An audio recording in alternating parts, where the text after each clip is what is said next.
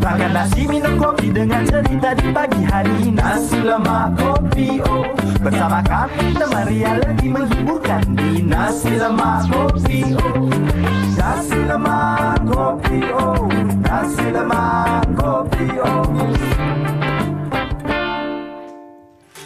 Oi, Assalamualaikum, selamat pagi. Hari ini 30 Oktober 2025. Nasi lemak kopi bersiaran bersama saya Bar Zaizan. Dan saya Afizah Azmi. Ya Allah, Bar, sihat? Sihat. Lama sangat kita tak bersiaran bersama ya. Ya, betul. Agaknya jadual kita tak sama. Tak kena. Tak kena. Susah betul nak jumpa. Awak sibuk sangat. Berlari, exercise, berlari menjalani kehidupan sihat. 5 km. 5 km, 10 km. Baguslah, Bar. Okey, baik, Bar. Seperti biasa kalau hari Khamis ini, kita mengharapkan anda semua penonton di rumah ceria-ceria. Ini merupakan minggu yang mungkin nak dekat hujung minggu. Mungkin ada banyak lagi perancangan ibu bapa terhadap anak-anak mereka kan. Tapi bercakap mengenai ibu bapa dan anak-anak ini, sebelum kita bermulalah dengan solusi resepi kita pada hari Khamis. Seperti biasa kita ada solusi resepi. Tapi kita ingin membawa satu perkabaran ataupun berita yang berlaku di negara kita yang tular, di mana seorang abang yang berusia 9 tahun mengelar adiknya yang berusia 6 tahun gara-gara permainan online. Kerana hilang sejuta poin di salah satu permainan online tu, abangnya sanggup mengelar adik lelakinya berusia 6 tahun, Bang. Ya, betul, Fiza. Dan menurut kita petik daripada berita harian, Ketua Polis Johor, Datuk Abdul Rahman Arsad berkata, polis tidak menolak kemungkinan faktor permainan dalam talian yang popular telah mempengaruhi kejadian seorang kanak-kanak yang berlaku ini, dan beliau juga berkata mangsa lelaki berusia 6 tahun itu turut ditemui dengan kesan luka tikaman pada badan, dan hasil daripada perkara ini ibu bapanya pun telah direman, ditahan untuk membantu siasatan. Ya, Pak, ini merupakan berita ini merupakan satu wake up call ataupun peringatan kepada khususnya kepada ibu bapa, di mana pemantauan rapi harus dilakukan kepada anak-anak mereka. Yalah, kalau kita nak halang sangat pun tak boleh. Kerana ramai kanak-kanak memang bermainlah permainan online, tetapi sebagai ibu bapa haruslah kita cakna bahawa kita sentiasa kena pantau setiap hari telefon bimbit anak kita atau di mana-mana tablet atau sebagainya, bagi memastikan apa yang mereka main, permainan apa yang mereka ataupun chat dan sebagainya di dalam permainan online itu tersebut. Ya, Hafizah, dan betul juga saya pada cakna ibu bapa juga bukan kita nak meminta ibu bapa untuk menjadi strict dan menjadi micromanage, tetapi kadang-kadang perkara ini perlu dititik beratkan untuk mengelak perkara-perkara sebegini berlaku. Janganlah ibu bapa yang sedikit tegas kepada isu-isu seperti ini demi menjaga keselamatan masyarakat dan juga menjaga keharmonian sarwa jagat. Ya, baiklah, Abang. Kita tinggalkan berita itu seketika. Seperti biasa, kita ceria balik, senyum balik. Ceria balik. Okey, ceria balik. Okey, kerana kita kena ceria sebab di depan mata kita ni penuh berwarna-warni. Awak berlari ke? Tak, sekali. Saya nak macam tak sabar.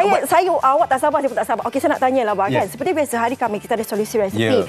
Dan pastinya ibu bapa, wanita-wanita, ibu-ibu di luar sana sedang menanti tahu, sebab setiap kali hari Khamis kita bawakan kepada mereka menu-menu yang luar biasa, yang unik, yang tak ada daripada negara. Macam last week daripada Itali bawa ke Malaysia. Tapi minggu ini awak pernah pergi Jepun tak? Tak pernah. Awak nak tak saya hadiahkan hadiah awak pergi ke Jepun tapi tak payah naik kapal terbang? Bodoh saya dah lepas.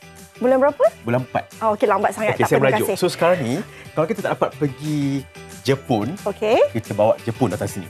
Kita Jepunkan suasana kita rasa. Menarik. Okey, kalau untuk itu apa kata kita nak jemput tetamu istimewa kita, Puan Nur Nabila Muhammad Nur dan juga Encik Muhammad Nizam Abdul Mokti. Apa khabar? Apa khabar? Baik, mochi-mochi. Mochi-mochi. Saya nak buat dulu. Mochi-mochi. Saya nak buat dulu sebenarnya. Macam mana? Mochi-mochi kan? Okey, selamat datang sekali lagi. Okey, yang merupakan pemilik Mika Mochi. Terima kasih menjemput kita. Okey. Puan, saya dengan Bar ni, Bar ni dia janganlah dia diet. Dia tak perlu dalam kisah ni. Saya memang penggemar dessert mochi ni. Mochi ni berasalnya daripada Jepun kan? Betul. Okey, kita nak tahu juga pengenalan dia. Bagaimana Puan ni boleh terfikir untuk buat dessert yang berasal daripada Jepun. Dalam banyak-banyak dessert yang tular, yang viral, kenapa mochi, Puan? Sebenarnya pengalaman saya buat mochi ni dah 3 tahun. Maknanya sebelum dia viral lagi kat Malaysia ni. Bermula daripada anak saya lah waktu dia umur 4 tahun. dia request saya untuk buat mochi ni sebab dia minat sangat tengok Japanese mukbang. Kat Malaysia tak ada jual lagi. Ada mochi tapi mochi red bean. Yang red bean paste tu kan. So dia paksa saya suruh buat jugalah. Then sikit-sikit tu R&D alhamdulillah jadi. Dan kita bagi family, kawan-kawan rasa orang cakap sedap boleh buat jual ni. Dan tu yang daripada situlah kita sikit-sikit ni lah. The initial stage kita menjual tu because dia suruh. Sebab dia nak makan hari-hari. So the only way untuk kita dapat makan hari-hari kalau kita jual. Betul. Okey. Kita pun tak sabar nak buat ni pizza. Puan Abby dan juga Encik Nizam. Kita mulakan boleh tak? Sabarlah. Jom. Kita nak bawa korang ke proses Awak boleh tengok je bah, tapi awak tak boleh makan. Alah, ya ke? Okey, jom. Awak first kan kali pakai glove dulu. Okey, pakai first. Sebab mochi ni dia punya skin dia sangat-sangat melekit. Oh, baik. Okey. Kita memerlukan perkakasan khas untuk Perkakasan khas ya? seorang dua. Okey, seorang dua. dua. Alright. Seorang dua. Okey, Hafizah banyak Okey. sikit. Saya pun kena buat juga ke dengan bah ni? Boleh. lah, kena Siapa yang nak buat, jom. Mana boleh. baik. Saya kena percaya. Saya mesti juara lagi sekali. Okey, macam hari ni, mochi yang kita nak buat ni, kita ada 4 flavor. Daripada 36 flavor yang kita ada di Mika Mochi. Okey Puan, ini merupakan mochi Daifuku cream mochi ya. Kerana apa ya? Dia terbuat daripada Krim. Dia punya base adalah krim. Dan di Mika Mochi ni merupakan antara yang paling banyak flavor ya. Mochi yang dijual di negara kita ni yang paling banyak flavor di mana tadi Puan cakap apa? Lebih pada 36 36 flavor. Tetapi pada hari ini apa yang ada di depan mata kita ni? Okey, yang kita dah buat siap-siap ni, yang ini kita punya Bueno, top 3 kita. And then kita ada Black Forest, yang ni lemon. Yang ni kita punya signature salted caramel. Okay, and then kita punya new flavor crunchy, kita ada 4 jenis tapi yang ni kita bawa crunchy pistachio hari ni. And then mango ni kita punya top seller for buah-buahan. Okey, itu dia punya kepelbagaian jenis mochinya. Okey, apa bahan asas ni Puan? Boleh tak ceritakan sikit? Mochi ni buat dia simple je. Ingredient dia tak banyak. Tepung pulut, tepung jagung, susu, gula sikit. Bancuh dan kukuskan selama 45 ke 1 jam. 45 minit hingga 1 jam. Lepas tu yang susah dia, selepas kukus tu yang susah. Waktu dough tu masih panas, kita kena uli dia sampai dia jadi stretchy macam ni, lembut dan tak putus. Okey. Okey, kalau yang tu uli, tapi selalu kita tengok kat video-video yang viral tular-tular ni, selalu tengok orang Jepun yang boleh. Itu salah satu metod untuk menguli. Boleh pakai tangan, boleh pakai tu, boleh pakai mesin, terpulang. Okey, buat sambil-sambil tu. Tekstur macam ni. Ya, itulah yang kena ada proses pengulian tu. Proses pengulian. Okey, daripada dia panas. Kita sambil-sambil tu kita borak dan kita boleh buat supaya penonton kita tahu bahawa betapa senangnya nak buat mochi ni. Okey, ini saya buat satu dulu Yang ini kita punya strawberry cheesecake. Strawberry cheesecake. Bolehlah you guys try. Producer suruh kita orang buat ni Puan. Better saya belajar betul-betul, saya tak nak kalah dengan Puan ni. Okey, ini strawberry antara flavor ataupun cita rasa yang agak popular di kedai Puan Mika adalah strawberry kan? Strawberry cheesecake. Strawberry cheesecake ni top 3. Number 1 is durian. Surprisingly kan, durian. Mochi durian. Mochi durian je lah cita rasa tempatan. Walaupun Jepun, tapi tadi Puan Mika ada berbual dengan saya mengatakan bahawa orang Jepun pun yang ada di Malaysia pun gemar kita ada regular customer yang memang beli mochi durian ni favourite dia. Okay, sebelum tu, Nizam betul ke ni? Apa dia? Saya buat ni. Boleh. Betul letak. Tambahkan sikit lagi. Tambah sikit lagi. Sebab Mika Mochi ni terkenal dengan ni. Kita tak kedekut feeling. Feeling kita tak kedekut. Selambak. Tak kedekut. Akan mendapat tunjuk ni hasil. Kalau satu mochi ni berapa harga dijual ni? Satu RM4.50 saja. RM4.50. Okey, nampak tak teknik yang kita guna sekarang ni berbeza tau. Yang sebelah sini cheesecake kita guna memang kita dah mix siap. Yang ni yang biasa. Kita akan masukkan krim dulu, lepas tu baru kita masukkan filling dia. Puan, tadi Puan Abby ada bagi tahu bahawa nak buat mochi ni proses nak uli dough ni agak sukar. Jadi ada tips tak supaya kalau ibu bapa yang tengah menonton ni nak buat dessert untuk hujung minggu untuk anak mereka supaya tak adalah keras ke atau sebagainya? Sebab kita nak menguli tu waktu dia betul-betul panas. Kita boleh gunakan silicone mat untuk ulikan dia macam tu. Okay, sebelum tu cantik tak saya buat? Awak dah buat dah? Cepat tak sabar betul. Cantik pakai Fiza mood. tinggal dulu. Tengoklah. Lepas ke ni, Cik Nizam? Tapi kan Puan, kadang-kadang alternatif kita macam kadang terlalu panas kan, tak naklah guna tangan directly. Jadi boleh ke, ada ke alternatif mungkin Itulah Puan pernah guna silikon mat. silikon mat? Silikon mat. Letakkan tu, lepas tu kita ni je. Pakai silikon mat. Ada tak yang Baik. Puan pernah guna mixer ke yang lebih macam Boleh juga. Kalau nak guna mixer pun boleh. Tapi kita takut apa? Kalau kita tak pandai kontrol tu, dia overbake. Baik. Cik Nizam, nanti kan Yelah, dia betul, terlampau betul. lembik Nanti terlalu pula. keras pula. Cik Nizam mungkin boleh tolong tunjukkan kepada kami macam mana nak buat bulat tu selalunya. Mochi kan kena bulat-bulat kan? Boleh. Boleh. Try dulu ni. Kita dulu. Kita ke proses seterusnya. Proses saya baru nak mengelak. Bulat ni. Lepas tu, Cik Abby ni Cik Nizam boleh tolong masukkan filling? Ya Allah. Cik Nizam. Cik Nizam, Gitu. Oi, jadilah juga volcano saya ni. Boleh? Boleh lah. boleh. Saya ada bakat lah rupanya. Oh, dah tanya. Buat tinggi Nanti sikit. datang Tapi bulat selawat lagi. bagi Pat Thai boleh.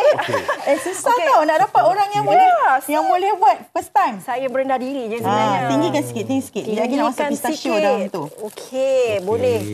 Kita nak masukkan filling. Macam ni saja. Yang ni nama dia Okey, saya nak volcano. try boleh tak Puan Abby? Boleh, Saya boleh. tak boleh. Saya pantang Cik melihat-lihat Nizam, ni. Sebab saya sambil tu, suka tolong mak saya. kita nak bulatkan. Agak-agak sama tak tekstur dan cara pembuatan? Tekstur dia lebih kurang lah. Tapi rasa dia agak berbeza sikit. Kita buat. Okey, masukkan yang durian. Nampak tak? Durian yang Meh. hijau. Korang tengok ni. Ni salah satu bukan mudah nak buat mochi ni. Nampak tu? Okey, saya sebelum saya nak letak filling ni, saya tak puas hati saya nak buat yang bulat tu. Okey, lagi boleh. sekali. Silakan. Macam mana tu? Subhanallah. Tadi saya awak buat apa? Kiri kanan. Saya dah hampir jadi tapi Kiri comot kanan. lah. Kiri Tarik ke kanan, atas. tarik. Lekatkan Okey, dia. kamera. Tengoklah hasil. Gitu. Hasil saya kena ambil capture moment ini. Ini macam mana? Tarik ke kanan. Tarik ke atas. Betul. Tarik ke atas. Lekat kan? Lekatkan. Ya begitu.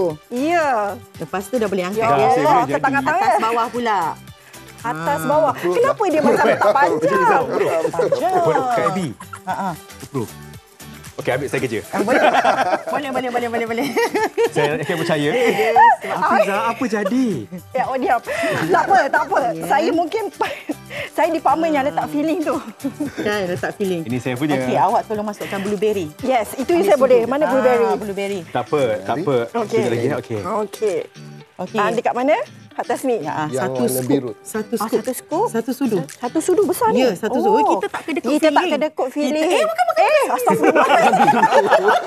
Sabar Mana jangan tahu. nervous. Sabar Okey, jangan okey. nervous. Saya tak tahu. Okey. Aduh, lawak betul lah Lagi benda kalau ni. boleh penuh kan? Saya rasa, saya bukan orang yang tepat lah untuk buat mochi. Astagfirullah, tapi senanglah kan. Boleh lah tu. Okey, lagi. Baik, baik. Okey. Dah siap mochi kita. Okey, mochi dah siap. Tambah sikit lagi. Nampak tak? Mika mochi tak kedekut. Ya, membuktikan bahawasanya Membuktikan bahawasanya kedekut tertumpah. bukan amalan. Ya. Bukan mochi. Okey. Lagi satu kita nak bagi tahu filling yang kita gunakan yang korang nampak ni, yang blueberry ni adalah blueberry pie filling yang kita masak sendiri Okey. Semua kita self produce. Yang ini pistachio ganache. Kita self produce juga. Yang ini durian custard pun sama. Okey. Jadi semua kita punya flavor kan tisu.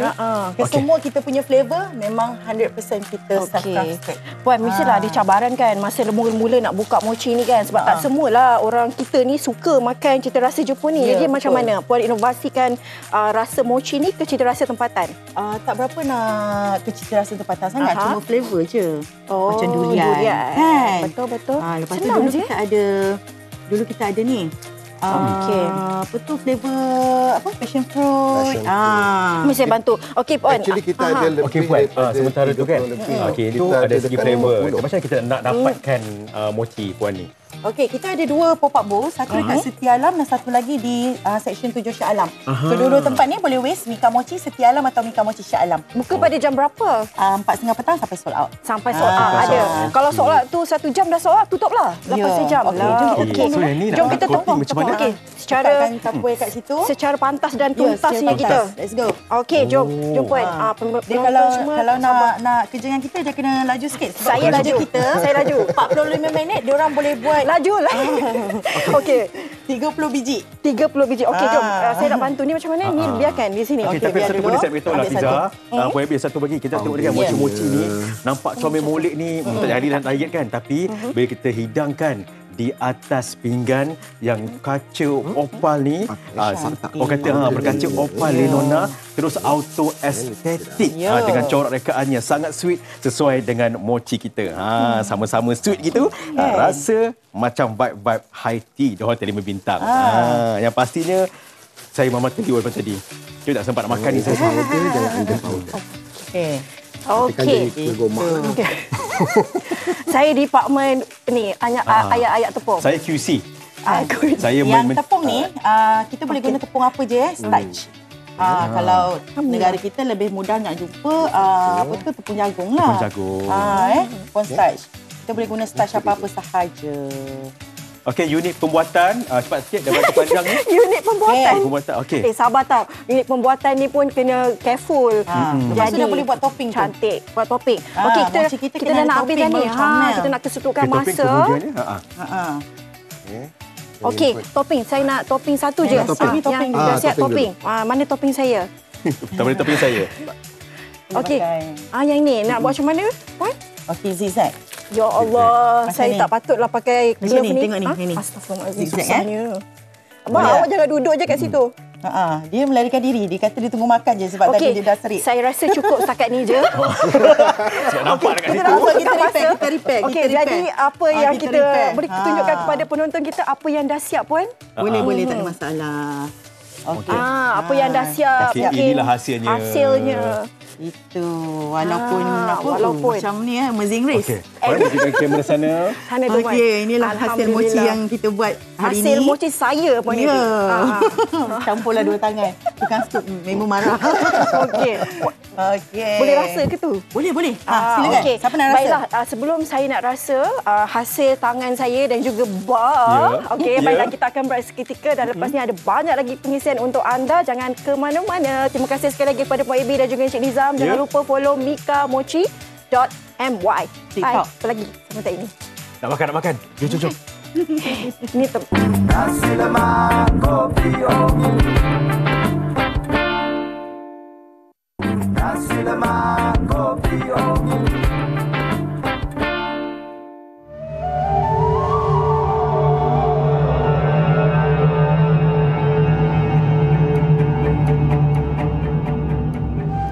Bismillahirrahmanirrahim. Allahumma salli ala Sayyidina Muhammad wa ala alihi wa sahbihi ajma'in. Dalam kita sedar ataupun tak sedar, kehidupan kita sekarang ni ialah kita sedang berhadapan dengan kehidupan yang sangat-sangat sukar. Yang mana ketika mana kita mencorakkan kehidupan kita sukar, maka dia akan menjadi sukar. Bertepatan dengan satu hadis Nabi, anna inda dhanni 'abdi bi. Allah ni di atas sangkaan hamba-Nya. Jadi kita bersangka baik kata kehidupan kita ni akan baik, insya-Allah dia akan baik saja. Jadi bila mana kita tengok dalam kehidupan kita sekarang ni, ramai orang berpendapat bila mana dia banyak memberi akan mengurangkan hartanya. Jelas sekali benda ni dia bertentangan dengan apa yang Islam ajarkan kepada kita. Apa yang Islam ajarkan kepada kita ialah lebih banyak kamu memberi, lebih banyak Allah akan bagi. Ini juga bersabit dengan satu hadis Nabi dalam riwayat Al-Muslim. Yang mana Nabi kata apa? Tidak akan berkurang harta kamu bila mana kamu infakkan ke jalan untuk sedekah. Jadi apa yang Islam ajarkan kepada kita, kena banyak memberi sebelum kita meminta. Ingat, what you give, you will get more, insya-Allah. Ya, itu dia. What you give, you will get more. Ya. Pula, if you want something, you need to give something. Ya. Maksudnya ada bas besar di situ. Ya, betul. Baiklah, terima kasih Ustaz atas tazkirah disampaikan yang bertajuk Memberi Sebelum Meminta. Itu dia Ustaz Muhammad Ilham Hamizah Muhammad Yusof, Jurucakap Murtaza Dakwah Center Madar. Ustaz, selamat datanglah ke Sudan KO ni. Okeylah Ustaz, baik cakap mengenai apa kalau kita dapat kaitkan dengan perjuangan dakwah hari ini. Kalau kita nak bercakap dari skop atau konteks memberi sebelum meminta yang menjadikan roh yang menghidupkan usaha untuk menyebarkan Islam. Okay. Pertama sekali kita tengok balik apa yang menyebabkan roh kita sebagai manusia ni bangkit ataupun roh kita menjadi orang yang roh positif lah maksudnya. Sebenarnya dalam Islam ni apa yang Nabi ajarkan kepada kita, jadilah kalau kamu nak jadi orang yang manusia yang berguna, jadilah manusia yang lebih banyak memberi daripada dia meminta.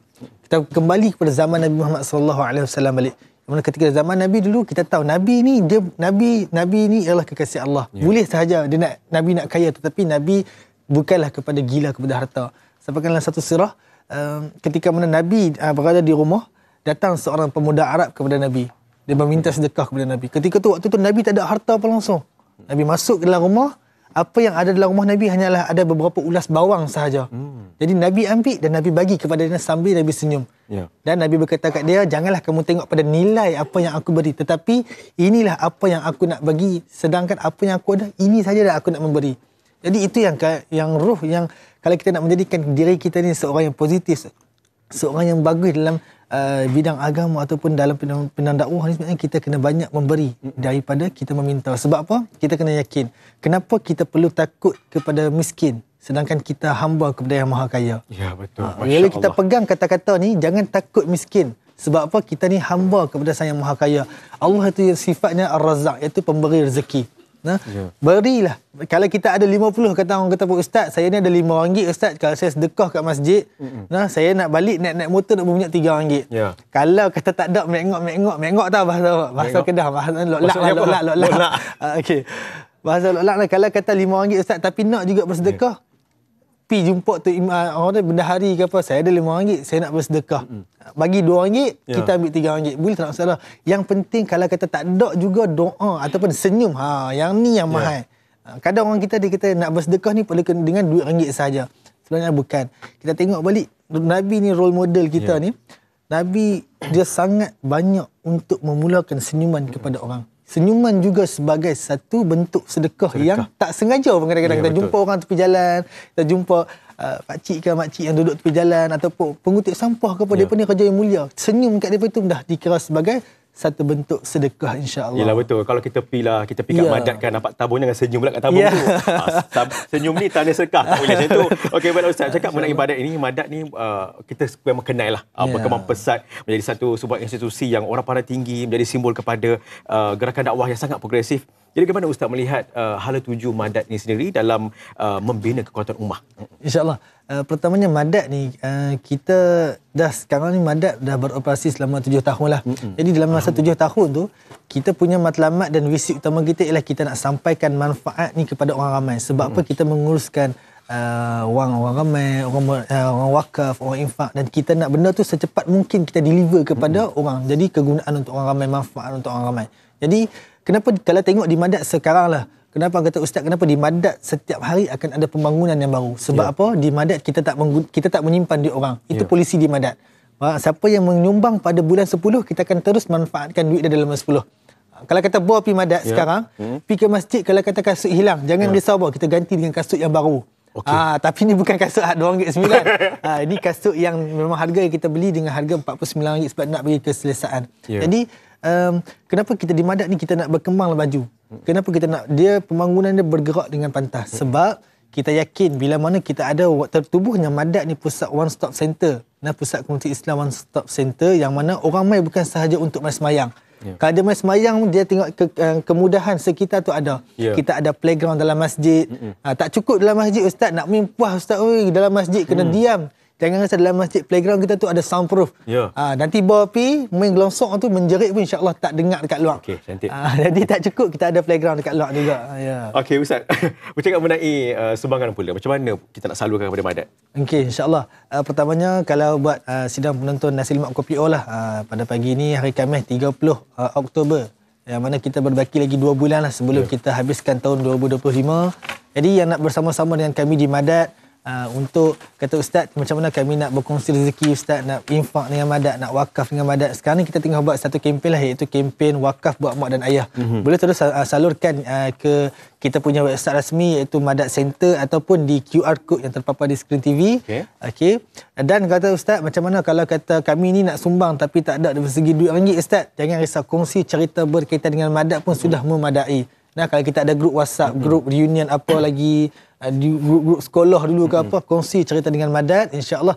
Kadang ini juga sebagai orang kata apa, miracle lah, keajaiban dalam Islamnya sendiri, bila mana kita ni bukan sebab kita menyumbang, tapi sebab kita kongsi, orang menyumbang, kita dapat pahala. Dan di Madat yang sudah berkongsi ataupun tak, yang berkongsi ataupun yang tak berkongsi duduk rezeki tapi mendoakan kami di Madat, kita akan hadiahkan dengan ibu secara percuma. Ibu ni kita dah ada lebih kurang 170 ibu, dan insya-Allah ibu-ibu dan ayah-ayah, saya doakan mudah-mudahan Allah memudahkan segala urusan kita semua menjadi tetamu Allah nanti, dan jemput mai ke Madat. Kalau mai ke Kedah, silalah mai ke Madat sebab kita buka 24 jam. Kita tak pernah tutup, insya-Allah. Ya, betul. Terima kasih Ustaz Ilham atas perkongsian. Ramai-ramailah ke Madat, penuhkanlah masjid, penuhkanlah pusat Islam ini. Ya, sama-sama kita membangunkan kita punya ummah menjadi simbol kepada kita punya kekuatan. Baik, kita akan berehat seketika dan kembali selepas ini kita akan cakap mengenai TVET sebagai enjin pertumbuhan ekonomi baru Malaysia. Kita berehat seketika, kembali selepas ini dalam Nasi Lemak Kopi O.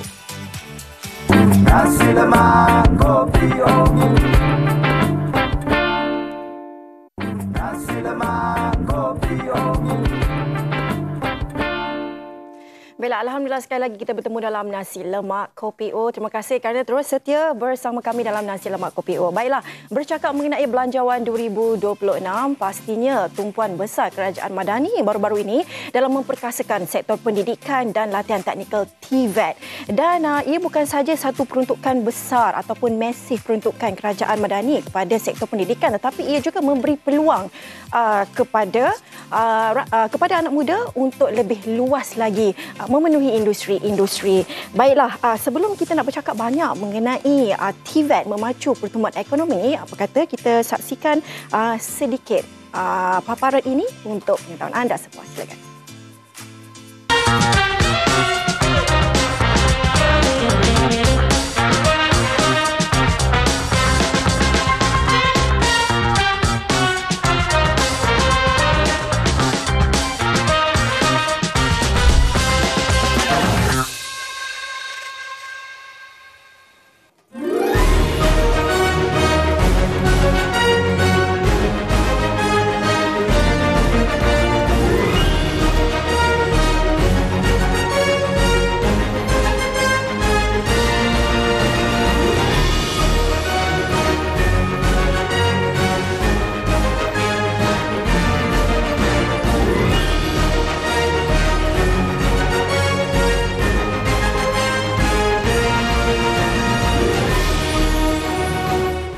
Baiklah, kalau kita dapat lihat peruntukan besar kerajaan sebanyak 7.9 bilion kepada TVET, ia merupakan satu peruntukan yang sangat-sangat signifikan ya dalam melahirkan atau memperkukuhkan infrastruktur ataupun memperbanyakkan lagi kolaborasi antara pelajar-pelajar ini dengan industri-industri supaya mereka ini dapat memenuhi ruang-ruang ini supaya tiada pelajar ataupun rakyat yang tercicir. Dan untuk pengisian pada hari ini, kita bersama dengan tetamu istimewa saya pada pagi ini yang merupakan teknologis Zulkarnain Fauzi.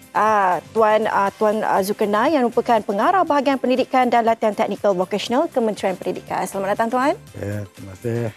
Ini macam dah pertama kali lah kan Tuan berada di balai berita ni kan. Okey, baik Tuan, kalau kita bercerita ataupun kita bercakap bila Kerajaan Madani menyebut TVET ini sebagai enjin pertumbuhan ekonomi baru Malaysia, apakah maksud di sebalik konsep tersebut khususnya kepada golongan muda? Silakan Tuan. Okey, terima kasih kepada Nasi Lemak Kopi O di atas jemputan dan untuk berkongsi tentang TVET ataupun pendidikan dan latihan teknikal dan vocational.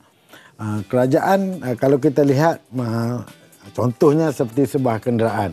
Untuk kita menggerakkan kenderaan tu, komponen yang paling utama adalah enjinnya. Jadi enjin tu adalah TVET. Kalau kita kira sebelum ini banyak melibatkan konvensional. Program-program konvensional seperti akademik dan juga perkhidmatan. Tetapi dunia pada hari ini bukan saja di negara kita tapi di luar sana telah bergerak terlalu pantas dengan menggunakan automasi, menggunakan sistem Internet of Things ataupun pendigitalan dan juga AI dan sebagainya. Maka enjin ini atau TVET ini perlu digerakkan bersama-sama untuk memastikan semua lapisan masyarakat akan bersama-sama untuk memastikan aspek kemahiran ini dipertingkatkan. Kerana kita memerlukan konsep skill based economy, iaitu untuk menjadi sumber tenaga manusia untuk membangunkan ekonomi negara. Itu maksud enjin pertumbuhan negara.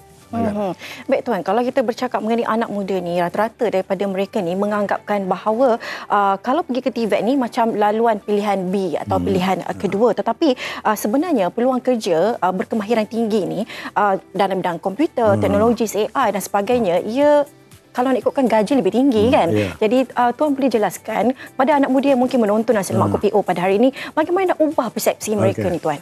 Okey, inilah satu mindset lah dulu apabila dikatakan plan B dan sebagainya. Tetapi usaha kerajaan sekarang khususnya melalui Majlis TVET Negara yang dipimpin oleh Amat Berhormat Perdana Menteri, di mana terdapat 12 kementerian yang melaksanakan program TVET di Malaysia. So Kementerian Pendidikan salah satu daripada kementerian yang melaksanakan program ini. Maka promosi dan juga aktiviti-aktiviti yang berkaitan dengan kemahiran ini disusun dan diperluaskan di seluruh negara.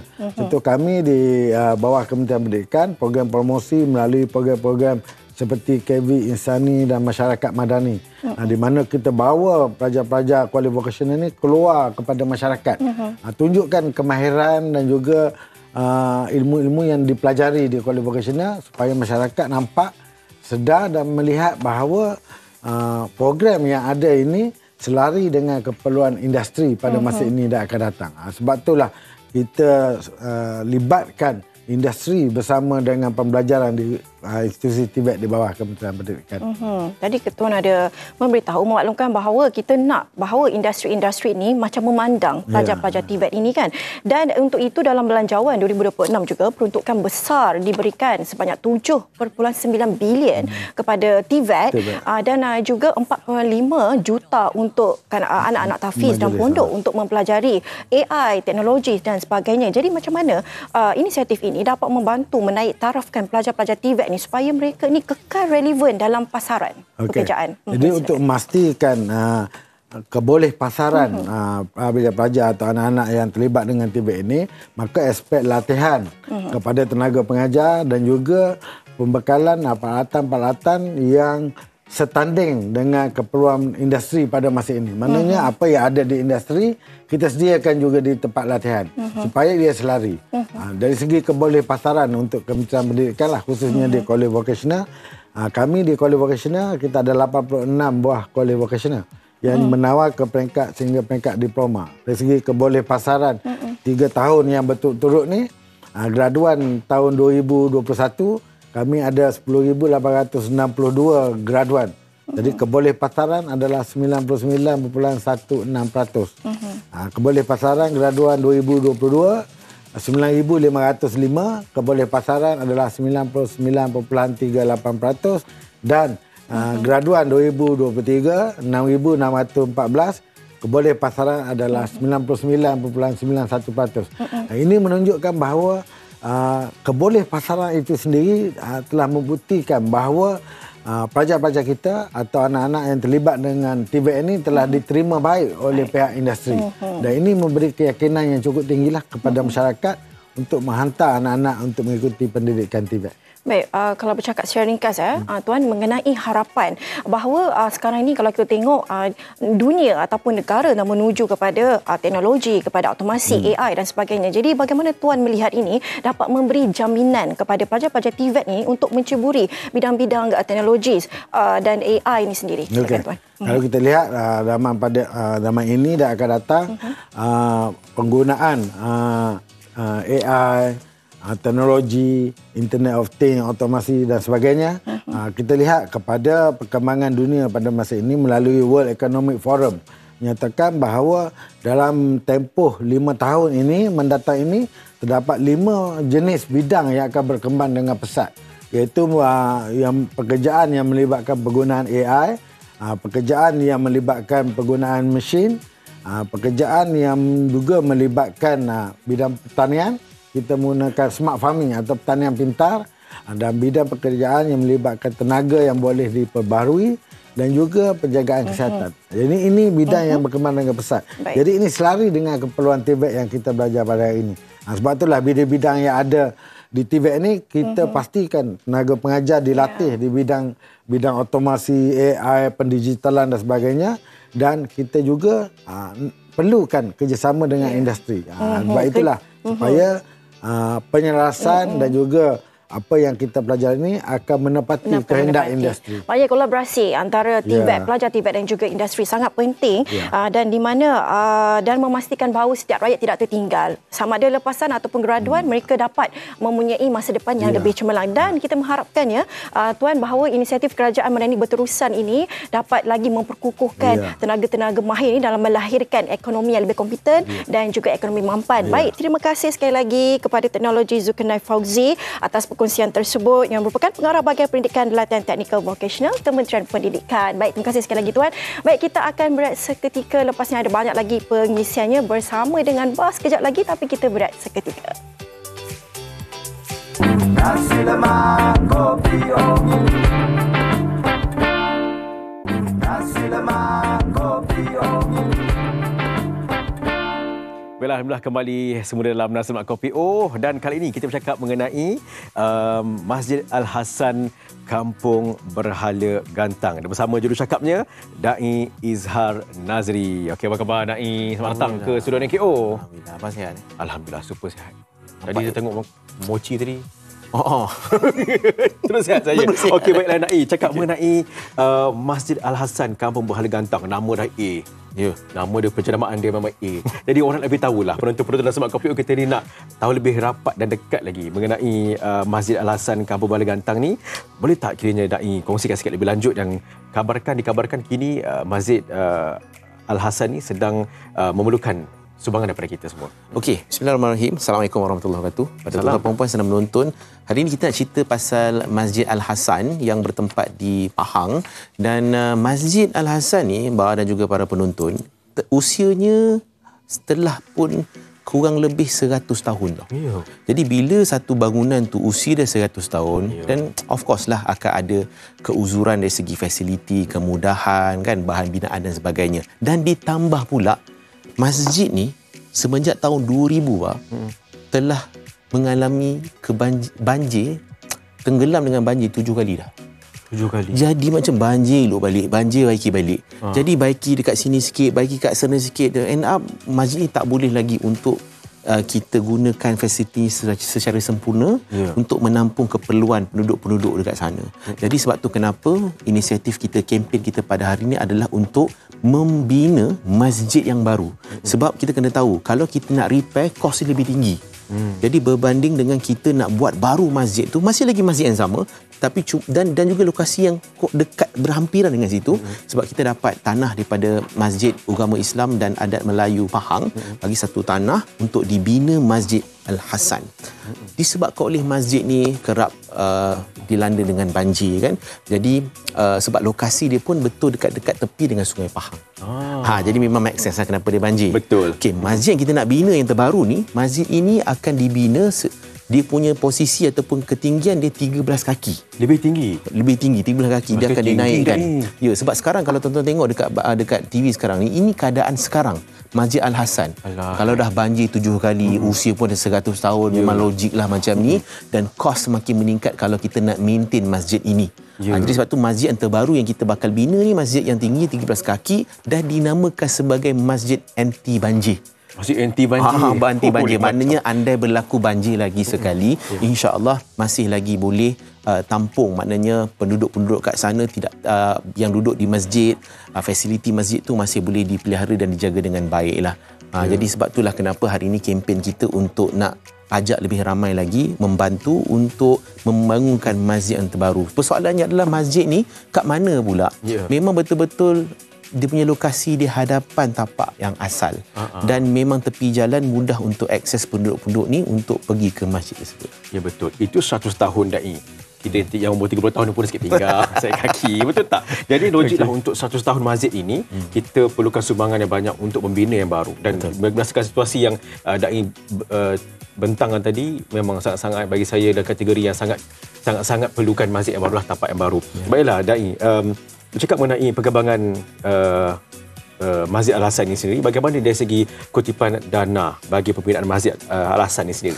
Okey, kalau tuan-tuan tengok visual yang tertera sekarang ni, ini adalah gambaran bagaimana kita nak membina Masjid Al-Hasan yang baru di tanah dan tapak yang baru. Alhamdulillah sekarang ini dah bermula pelaksanaan kerja-kerja awal di tapak pembinaan. Cuma saya nak share tuan-tuan, kos yang diperlukan adalah 5 juta. Oh, ya. 2 minggu lepas saya datang NLKO. Kutipan pada waktu itu adalah 2.5 juta dah. Ya. Maksudnya separuh dah. Hari ni kita dapat update terbaru. Ya.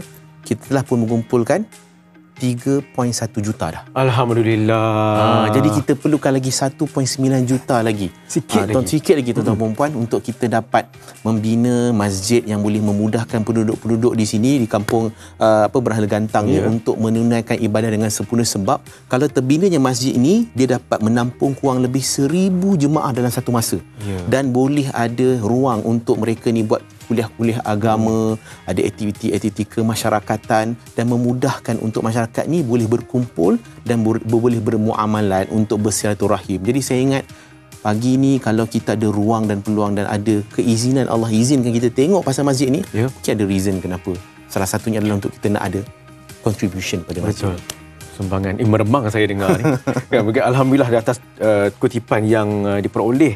Dan Dai, infak ni kita gambarkan ibarat seolah macam jambatan ke syurga. Siapa tak masuk syurga? Semua nak masuk syurga. Tapi boleh tak Dai kongsikan sikit kepada penonton-penonton mungkin cara untuk menyampaikan sumbangan serta infak ke Masjid Al-Hasan Kampung Balai Gantang ni? Baik, kepada yang sedang menonton sekarang ni, mungkin ada yang nak dapatkan maklumat lebih lanjut. Nak bagi dah duit, nak bagi ni, tapi dia perlukan sedikit keyakinan lagi, nak tambah sikit lagi kan. Jadi tuan-tuan ada nombor telefon yang tertera ni, tuan-tuan boleh hubungi nombor telefon yang tertera, boleh berhubung terus dengan pihak masjid untuk tahu lebih lanjut maklumat yang terkini. Dan saya sangat cadangkan tuan-tuan yang tengah menonton ni boleh tangkap gambar ataupun screenshot, hantarkan ke grup WhatsApp family. Kalau tak dapat seorang RM50, 100 pun jadilah kan. Betul. Dan kalau mungkin macam 100 ni banyak sangat Dai, tak apa. Dalam satu family tu bahagi-bahagikan. Kita nak satu keluarga dapat infak 100 pun jadilah untuk pagi ni, sebab kita nak insya-Allah nanti next time saya datang ni sebenarnya dah cukup dah 5 juta. Manalah tahu kan. Saya tak sabar nak dengar berita tu sebenarnya Pak Ini. Tapi Dai, bercakap mengenai kapasiti 1,000 orang boleh menampung. Betul. Sudah pastinya pelbagai pengisian dan juga aktiviti keagamaan dan juga apa-apalah sebarang aktiviti yang sesuai untuk masjid.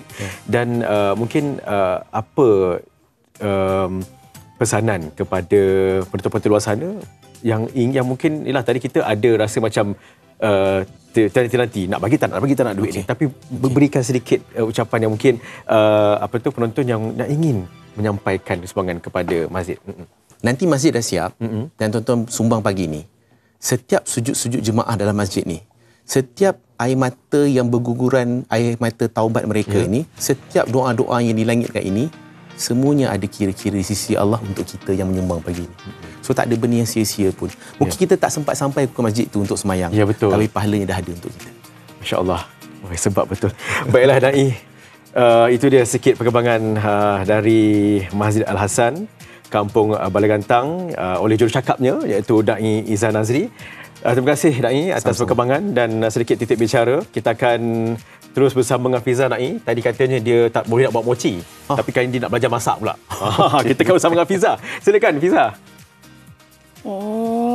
Wanginya alahai studio ni. Kalau tadi kita buat mochi, sekarang ni satu ni semerbak bau satu studio ni bau rendang ayam. Kenapa kita semerbak bau wangi sedap rendang ayam ni? Sebab kita ada produk-produk hebat daripada W Warisan Sdn Bhd. Untuk itu kita ada tetamu istimewa sebelah kiri saya, di mana Miss Daniela Doliani merupakan eksekutif media WF Warisan Sdn Bhd. Selamat datang. Hello. Okey, baik Cik Daniela, kita terus kepadalah produk-produk depan mata saya ni. Kalau boleh Puan kongsikan apakah itu Golden Days, apakah bezanya Golden Days dan juga Chef 101 Paste ni? Okay, so Golden Days dessert adalah pencuci mulut tradisional Malaysia tapi dalam bentuk disedia makan. Manakala paste adalah Chef 101 Paste adalah paste masakan seperti paste rendang, paste oden, tom yum yang boleh memudahkan sesiapa saja yang nak masak masakan hidangan Malaysia. Okey, Puan, kalau kita tahulah bahawa paste ataupun yang ready to eat ni banyak sangat di pasaran, tetapi apakah yang membezakan Golden Days produk daripada WF Warisan ni dengan produk-produk yang lain di pasaran? So, Golden Days memang menekankan yang ia traditional taste, tapi dengan menyesuaikannya dengan gaya hidup moden lah. So, cuma perlu buka and makan. Tak perlu masak ke apa-apa. Tapi kalau kita lihat kat sini kan, Puan, Golden Days ni dia ada beza. Golden Days dengan Chef 101 Pace kan. Yang ini ready to eat, buka-buka terus makan. Ini merupakan dessert ataupun manisan ya. Tapi dalam banyak-banyak ni, mana yang paling digemari oleh pelanggan-pelanggan? Sekarang adalah bubur pulut hitam, bubur cacah dan lychee kang. Lychee kang. Okey. Puan Daniela nak tanya juga. Sebab chef tengah masak rendang ayam. Chef, sedap satu studio ni bau chef. Saya lapar. Pagi tadi dah makan mochi, ni nak makan rendang pula lepas ni. Tapi boleh Puan Daniela terangkan sedikit mengenai Chef 101 Pace ni? Okey, so Chef 101 juga menawarkan yang rasa tradisional dengan kualiti premium dan bebas daripada bahan pengawet. So juga sama juga just buka, masukkan bahan dan masak je. Senang. Sesuai lah untuk mereka-mereka yang bekerjaya kan. Puan Endang yang macam kat rumah tak sempat, terus masak. Buka, terus masak. Dan menu-menu dia pun menarik. Kita ada rendang, kita ada rendam ayam, lepas tu kita ada oden. 7 flavor. Dan apa yang membezakan Chef 101 Pace ni dengan produk-produk Pace yang lain di luar? Puan, kalau boleh terangkan. Ya, memang semua natural. Actually, yang kat dalam semua paste ni dibuat daripada bahan natural dan semua ramuan bertinggi. Dan of course semua halal and dan ada beberapa flavor juga menerima pengiktirafan international. Okey Puan, kalau bagi masyarakat Melayu lah, nak buat rendang ni, rendang ayam ni agak sukar sikit sebab bahan-bahan dia renyah atau renyah tu macam a bit complicated. Banyak sangat bahan-bahan dia. Tetapi dengan Chef 101 ni, pace masak ni jadi senang. Jadi bagaimana kalau kita boleh war-warkan, Puan war-warkan kepada penonton kita yang baru nak belajar masak ni, boleh Chef 101 pace rendang WF ni memudahkan mereka untuk masak menu-menu. Silakan. Bagaimana macam mana Puan boleh wawarkan kepada penonton kita bagaimana Chef 101 ni memudahkan mereka untuk masak?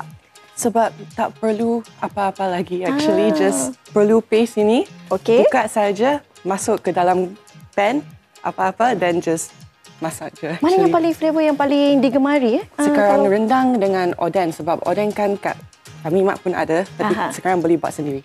Kan, kalau kat Family Mart tu takkan hari-hari kita nak pergi Family Mart.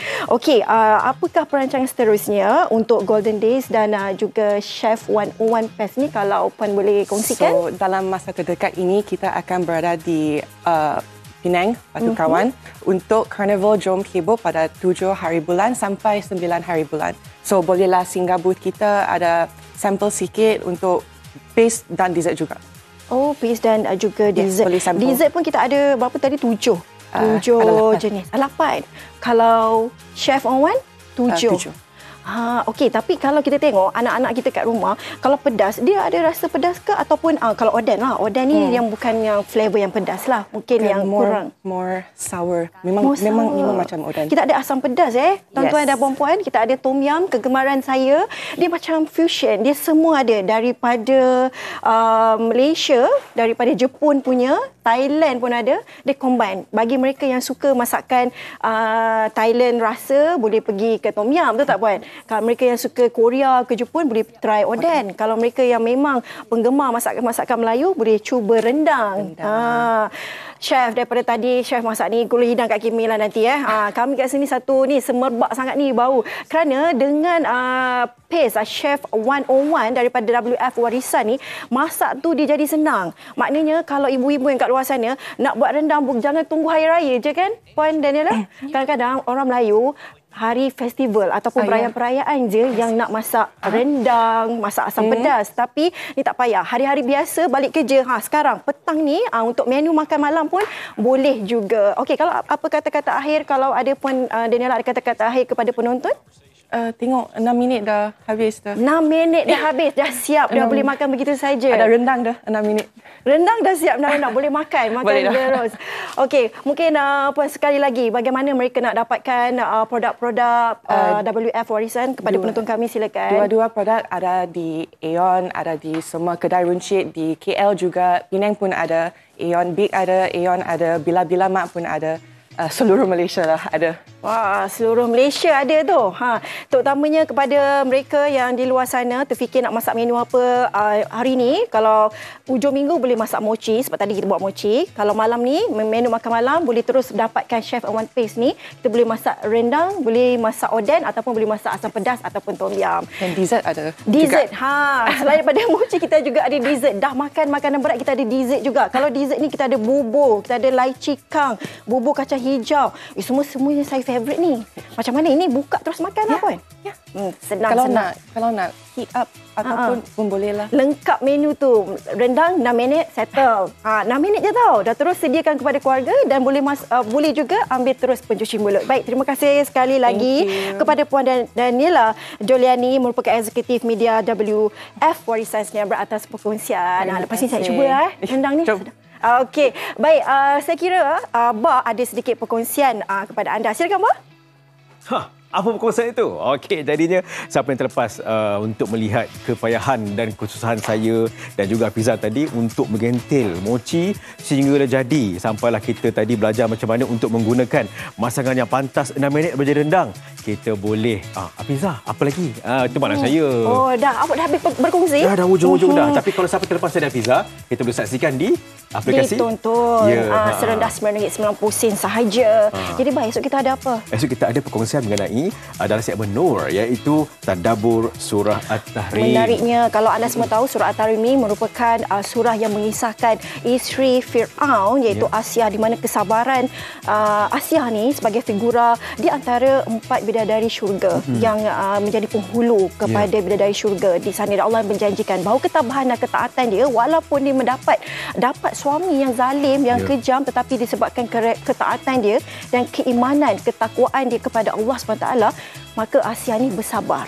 Ya, Masya Allah, itulah sikit. Kita bagi teaser untuk intipati dan juga intisari berkenaan Tadabbur Surah At-Tahrim esok. Dan apapun, nantikan esok dalam Selamat Kopi O. Bersama dengan ustazah yang sangat hebat. Pastinya penonton kita akan suka. Baiklah, terima kasih di atas sokongan dan anda terus setia bersama kami daripada awal hingga ke akhir. Terima kasih Ba juga. InsyaAllah kita akan bersiaran lagi dengan penuh pengurusan. Lepas ni saya yakin saya menang yang mochi tadi tu. Tak boleh kalahkan saya. Okey, saya Fazal Zain. Dan saya Hafiza Azmi. Bertemu lagi. Jaga kesihatan, jaga minda dan jaga hati anda. Bye-bye. Jumpa lagi.